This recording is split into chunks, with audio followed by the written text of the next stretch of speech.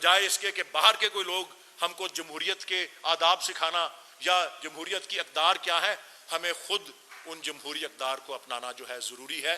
इसी की नतीजे में हम मुआशी तौर पर अपने आप को इस भंवर से निकाल सकते हैं जिसकी निशानदेही अभी आपको मुज़म्मिल साहब ने की है। बहुत शुक्रिया। कोई सवाल अगर है जो नाराज है हमसे उनसे शुरू करते हैं। आइए।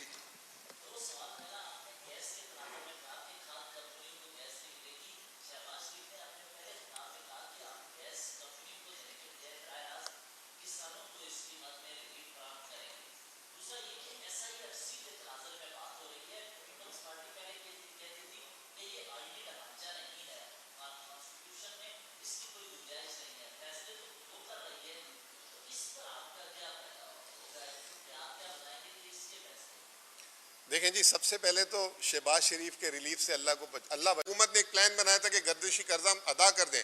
IMF ने उसको कहा कि नहीं, आप इस तरह नहीं अदा करें। दूसरी तरफ रिपोर्ट में लिखती है कि आप ये गर्दिशी कर्जा आपका है, आपकी मईशत ख़राब हो रही है। तो मेरा कहने का मतलब ये, इसमें इंपॉर्टेंट बहुत जो मैं कहना चाह रहा हूँ, ये जो नया IMF प्रोग्राम है ये एक बहुत क्रिटिकल प्रोग्राम है। मैंने पिछली प्रेस कॉन्फ्रेंस में भी बोला था, ये आम प्रोग्राम्स की तरह नहीं होगा।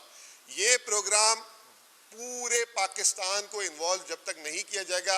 एक क्या कहते हैं फाइनेंस मिनिस्टर अभी आए हैं, वो जाके खुद डिसाइड करके अगर आ गए, इसमें सूबे इन्वॉल्व हैं। जैसे मैंने आपको 4 चीज़ें बताई। नंबर 1 कि BISP जो है बेनज़ीर इनकम सपोर्ट प्रोग्राम को सूबों को मुंतकिल कर दिया जाए। अगर ये साइन कर देते हैं और सूबे से एग्री नहीं करते तो मुल्क में एक बहुत बड़ा क्राइसिस आ जाता है। NFC पे अगर कोई कमिटमेंट कर लेते हैं, NFC में मान लिया कि अभी जैसे तैसे इन्होंने जो है 1 नंबर 2 नंबरी करके जो है 2/3 अक्सरियत के लिए कोशिश की है, लेकिन अगर कुछ NFC में ऊपर नीचे करने की बात हो जाती है तो इससे सूबे डिस्टर्ब हो जाते हैं।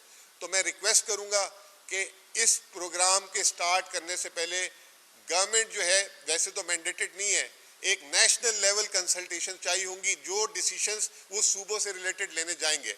फिर महंगाई के तूफान, इसमें जैसे मैंने कहा 100 रुपये लीटर अगर पेट्रोलियम लेवी, दुनिया में कहीं मिसाल नहीं मिलती। इसके अलावा 18% सेल्स टैक्स लगाने की भी बात कर रहे हैं पेट्रोल में, तो कहाँ लेके जाएंगे? सरमायाकारी इस वक्त मुकम्मल तौर पे बंद हो चुकी हुई है।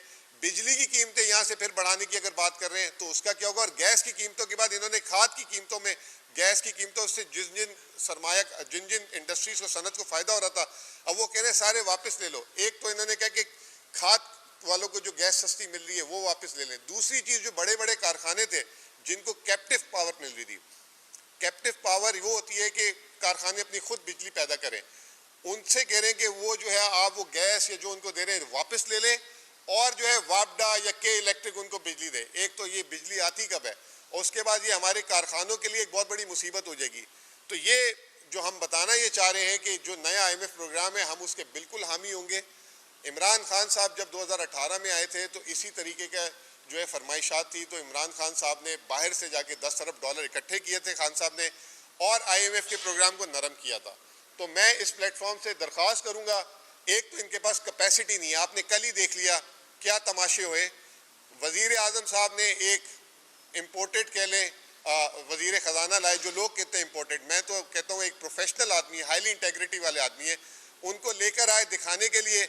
फिर एकदम पता लगा कि वो जो ECC जो पाकिस्तान की तारीख में हमेशा फाइनेंस मिनिस्टर करता है डील, उसका नाम निकाल दिया उसकी चेयरमैनशिप से और वजीर आजम साहब खुद आ गए उस पर।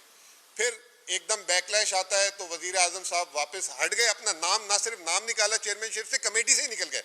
और उसमें जो है एक और साबिक हमारे वजीर ख़जाना थे इसाक डार साहब, उनका नाम भी बैकडोर से वापस किसी तरीके से आए। अगर औरंगजेब साहब एकदम तंग आ जाए तो इसाक डार साहब को वापस लिए 5वीं दफ़ा, उनका नाम भी डाल दिया था। अब उनका भी फॉरेन मिनिस्टर का ECC में क्या काम है आप मुझे बताएं। वही इन्होंने काम शुरू कर दिया जो इस तरह पहले करते थे। फिर कहीं से प्रेशर आया, क्या हुआ, लोग तो कह रहे हैं कि कहीं से प्रेशर नहीं, मतलब एक ही जगह से ऑर्डर आए तो उसके बाद उन्होंने उसको अपने नाम निकाले, लेकिन क्या इज्जत रही। अब ये आपका फाइनेंस मिनिस्टर क्या बात करेगा, किस अथॉरिटी से करेगा। फिर प्राइवेटाइजेशन की जो है कमेटी का हेड फॉरेन मिनिस्टर बना दिया। मतलब आप किचन कैबिनेट फैमिली से बाहर निकल ही नहीं रहे। इस वक्त मुल्क इतने बड़े क्राइसिस में चल रहा है और आप जो है इन्हीं कामों पे लगे हुए हैं। तो ये सारी सूरत हाल थी, हमने कहा आपको ब्रीफ कर दें। आने वाले दिनों में महंगाई का तूफान आने वाला है, सारे ऐसे फैसले हैं जो सूबों पे मुंतकिल हो जाएंगे। आया सूबे